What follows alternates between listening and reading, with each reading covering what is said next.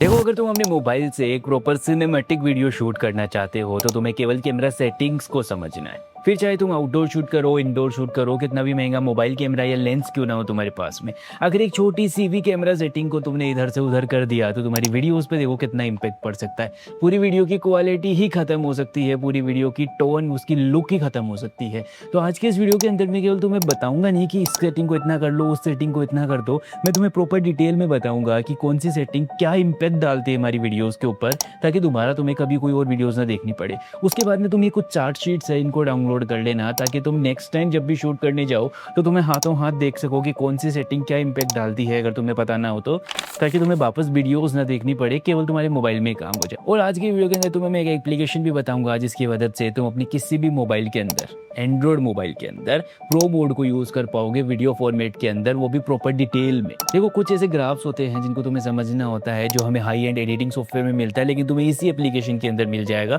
जिनको अगर तुम समझ लेते हो तो तुम्हें अपनी वीडियो के अंदर एक्सपोजर सेट करने में कभी दिक्कत नहीं आएगी। कलर्स एक्यूरेट कैप्चर करके लेके आओगे, जैसे वेव फॉर्म हो गया, हिस्टोग्राम हो गया, आरबीजी कर्व हो गया, सभी चीज़ें। So let's get started. तो अब देखो, हमारे मोबाइल के अंदर वीडियो मोड के अंदर तो हमें प्रो मोड मिलता नहीं है, जिसकी वजह से हम हर एक सेटिंग को खुद चेंज कर पाए, तो इसीलिए हम एक्सटर्नल एप्लीकेशन यूज़ करते हैं। और आज जो तुम एप्लीकेशन में बताने वाला हूँ वो बिल्कुल प्रोफेशनल प्रो लेवल कैमरा की तरह काम करती है, जिसका नाम है प्रोटेक, जिसको तुम प्ले स्टोर से बड़ी आसानी से डाउनलोड कर सकते हो, बिना कोई पैसे दिए बिल्कुल यूज़ कर सकते हो।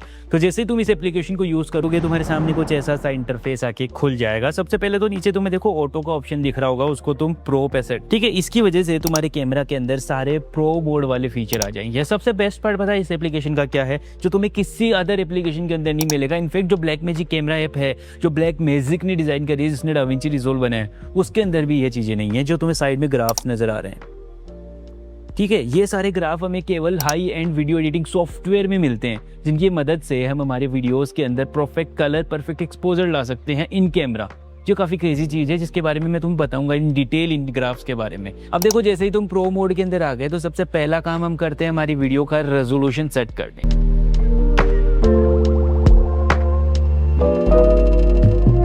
क्योंकि रेजोल्यूशन ही हमारी ओवरऑल वीडियो की क्वालिटी डिसाइड करता है, कि अगर हमारी वीडियो की क्वालिटी कम रह गई तो देखने में वैसे ही वो अजीब सी लगेगी, तो फिर चाहे हमने कितनी भी टेक्निक क्यों ना करवा ली हो, हमारी वीडियो की लग गई है मान लो, ठीक है। तो इसीलिए सबसे ऊपर देखो तुम्हें रेजोल्यूशन का सेक्शन दिखेगा, उसके अंदर आना।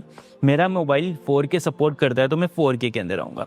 उसके बाद बारी आती है FPS की। अगर तुम प्रॉपर सिनेमेटिक वीडियो बनाना चाहते हो, जितनी भी मूवीज़ तुम देखते हो, अगर तुम उनको सिनेमेटिक कहते हो, तो वो सारी मूवीज़ 24 फ्रेम पर सेकंड पे शूट होती है। फ्रेम पर सेकंड होती क्या है कि एक सेकंड के अंदर तुम्हारा कैमरा कितनी फ्रेम्स को कैप्चर करेगा। अब देखो, 24 फ्रेम पर सेकंड या 25 फ्रेम पर सेकंड, क्यों? क्योंकि जब भी हमारी आंखें नेचुरली देख रही होती है वो 24 फ्रेम पर सेकंड पे ही देखती है, इसीलिए हमारी वीडियोस के अंदर वो नेचुरल मोशन ब्लर भी देखने को मिलता है, ठीक है। अगर हम उससे ऊपर लेके जाएंगे 30 या 60, तो वो नेचुरल मोशन ब्लर हमारी वीडियोस से गायब होने लग जाएगा। तो नेचुरलिटी गायब हो जाती है तो सिनेमैटिक भी गायब हो गया, ठीक है। जितनी भी मूवीज अपन देखते हैं सभी 24 फ्रेम पर सेकंड पे शूट होती है। ऐसा नहीं है रिजिड हो जाते हैं, कुछ कुछ वीडियोस जैसे स्लो मोशन में भी रिकॉर्ड की जाती है मूवीज के अंदर, तो उनको हायर फ्रेम रेट्स पे रिकॉर्ड किया जाता है, ठीक है। तो अगर तुम्हें ये समझ आ रहा होगा कि अगर हमें स्लो डाउन करना है तो फ्रेम रेट हाई लेके जाना है, और बाकी इंटेंशनली हम 24 पे शूट करेंगे। जो शॉट को तुम्हें स्लो डाउन करना रहेगा उसको तुम 60 फ्रेम पर सेकंड पे शूट कर लो, बाकियों को तुम्हें नॉर्मल भी लेके आ जाओ। अब देखो, जितनी भी सिनेमेटिक वीडियोस है वैसे 24 फ्रेम पर सेकंड पे शूट होती है, लेकिन इंडिया के अंदर जो इलेक्ट्रिसिटी की फ्रीक्वेंसी है वो 50 हर्ट्ज है, जिसकी वजह से जब भी तुम 24 फ्रेम पर सेकंड पे शूट करने की कोशिश करते हो तो फ्लिकर नजर आता है लाइट का इंडोर के अंदर। उसको रिमूव करने के लिए तुम 25 फ्रेम पर सेकंड पे शूट करो, तुम्हारी फ्लिकर बिल्कुल गायब हो जाएगी। ये थोड़ा सा क्रेजी पोर्शन है, काफी लोगों फ्लिकर से परेशान रहते हैं इंडोर के अंदर, लेकिन एक FPS को इंक्रीज करते तुम्हारी फ्लिकर गायब हो जाती है। देखो, ये तो हो गया हमारी वीडियो का रेजोल्यूशन सेट, कि हमारी वीडियो हाई रेजोल्यूशन के अंदर आए। इसके बाद अपन बात करते हैं हमारी वीडियो के अंदर एक्सपोजर कैसे कंट्रोल कर सकते हैं। देखो, प्रो मोड के अंदर एक्सपोजर कंट्रोल करने के लिए 3 फैक्टर्स रिस्पॉन्सिबल होते हैं, क्योंकि लाइट ही तो सब कुछ है। लाइट ही नहीं देगी तो वीडियो क्या बन के आएगी, बिल्कुल डार्क। ज़्यादा लाइट आ जाएगी तो बिल्कुल वाइट। इनको सेट करने के लिए हम यूज़ करते हैं एक्सपोजर ट्रायंगल का। एक्सपोजर ट्रायंगल के 3 मेन कोर एलिमेंट होते हैं, shutter speed, ISO and aperture.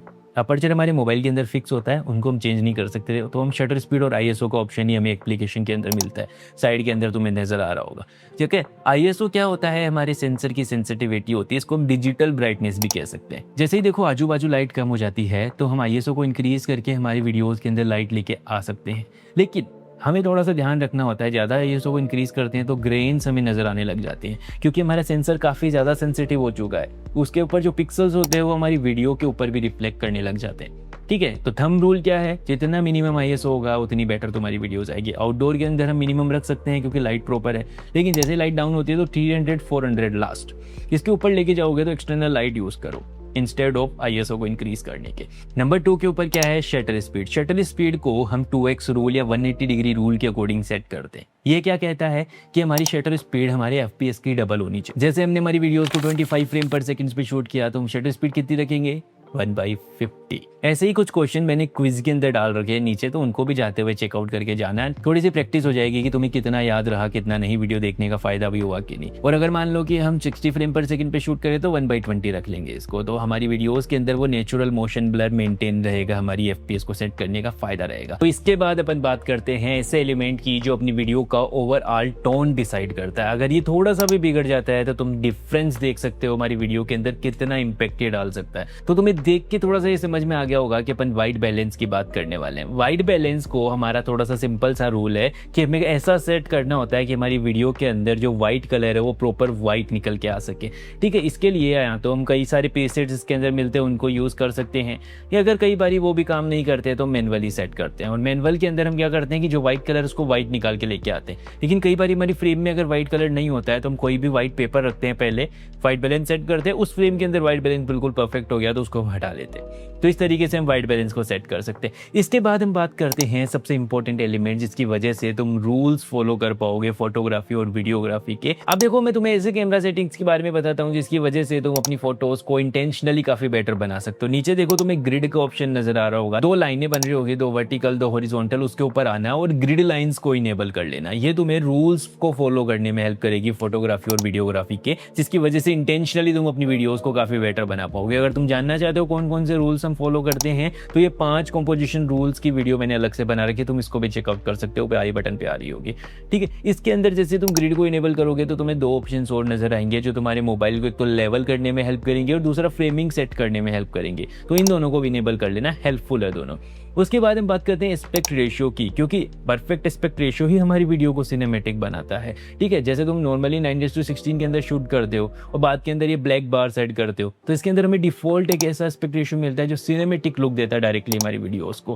तो इसके लिए तुम्हें ब्लैक बार ऐड करनी ही नहीं पड़ेंगे। तो उसके अंदर तुम शूट करोगे तो जैसे फर्स्ट ऑप्शन तुम्हें नजर आएगा ना ग्रिड लाइन के अंदर, उसके ऊपर आना, नीचे देखो एस्पेक्ट रेशियो को चेंज कर देना उसके ऊपर, जिसकी वजह से तुम्हारा एक सिनेमैटिक बार्स ऊपर आ जाएंगे। और थोड़ा सा फ्रेम को ट्रांसपेरेंट रखना, ब्लॉक मत करना, जिसकी वजह से तुम्हें दिखता रहे कि ऊपर नीचे कोई इंटरेस्टिंग एलिमेंट तो नहीं है जिसको हम हमारी फ्रेम में ऐड कर सकते हैं। तो इस वजह से थोड़ा सा ध्यान रखते हैं। उसके बाद देखो इधर साइड के अंदर तुम्हें एक फोकस का स्लाइडर नजर आ रहा होगा जिसकी वजह से तुम फोकस सेट कर सकते हो। वैसे तो देखो ऑटो फोकस काफी बेटर काम करता है, अगर हम टैप करके फोकस करते हैं तो हमारी वीडियोस पे फोकस हो जाता है।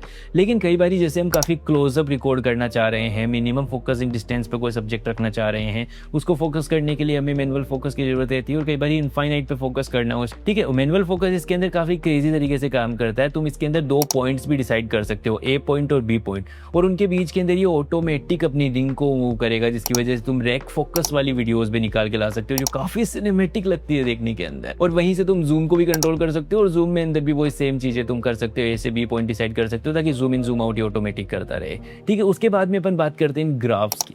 देखो सबसे पहले जो ग्राफ आता है और सबसे इंपॉर्टेंट जो ग्राफ है जो मैं अपनी वीडियो एडिटिंग के अंदर भी मोस्टली यूज करता हूँ, अपनी वीडियोस को जैसे नॉर्मली मैं शूट करता हूँ अपने कैमरा के अंदर, उसके बाद में मैं ये सारी सेटिंग करता हूँ ताकि अपनी वीडियोस को रिकवर कर सको। लेकिन तुम इन कैमरा कर सकते हो, वो भी अपने एंड्रॉइड फोन के अंदर, वो भी किसी भी मोबाइल के अंदर। तो इस फर्स्ट वाला जो ग्राफ है इसको कहते हैं वेव फॉर्म। इसके अंदर ऊपर 100 नीचे 0, मतलब 0 से 100 के बीच के अंदर तुम्हारी डिटेल्स अगर आ रही है तो बिल्कुल परफेक्ट तुम्हारी वीडियो एक्सपोज्ड है। लेकिन अगर 100 से ऊपर चली गई मतलब हाईलाइट्स तुम्हारे नुकसान के अंदर आ गए, वो रिकवर करने पड़ेंगे तुम्हें बाद में। और अगर उसके नीचे चली गई तो मतलब तुमने शैडोज को डिस्ट्रॉय कर दिया है। तो हम इन दोनों के बीच के अंदर इसको रखेंगे जिसकी वजह से हमारी वीडियो काफी परफेक्टली एक्सपोज्ड आए। कई बार जैसे ही हम एडिटिंग के अंदर इन चीजों को चेंज करता हूं ना मैं, तो तुम्हें काफी डिफरेंस दिखता है मेरी बिफोर और आफ्टर के अंदर। वो तुम इन कैमरा कर सकते हो, अपनी वीडियोस के अंदर एक्सपोजर अच्छे से सेट कर सकते हो। देखो ये एप्लीकेशन प्ले स्टोर पे अवेलेबल है, जिसका लिंक मैंने नीचे डिस्क्रिप्शन में भी दे दिया। बाकी कोई सवाल हो तो मेरे को पूछ लेना। बाकी मैंने प्रॉपर सिनेमैटिक वीडियो के ऊपर प्रॉपर गाइड और फोटोग्राफी के ऊपर जो सारे रूल्स हैं वीडियोग्राफी के फोटोग्राफी के, वो सब के ऊपर अलग से वीडियो एडिटिंग के ऊपर डिटेल में वीडियो बना रखी है, तुम इनको भी चेकआउट कर सकते हो।